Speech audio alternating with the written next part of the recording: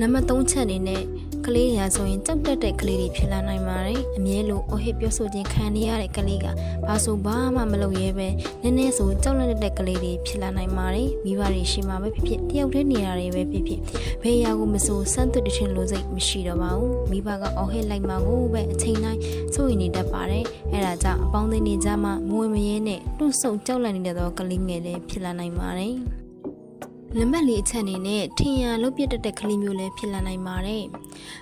အဲ့လိုမဟုတ်ရင်လည်းမိဘလက်တာနဲ့မမမှန်မှန်ကိုထင်ရကိုလုတ်ပြေးပြီးကိုရမှာလုတ်ချင်ရလုတ်တဲ့ကလေးမျိုးလည်းဖြစ်လာနိုင်ပါတယ်တချို့ကလေးတွေကဆိုရင်မိဘရှိမှအော်အခမ်းရမှာကိုကြောက်ပြီးသူလုတ်ချင်တာတွေကိုတော့မလုပ်ဘဲနဲ့မျိုးသိပ်ထားတတ်ပါတယ်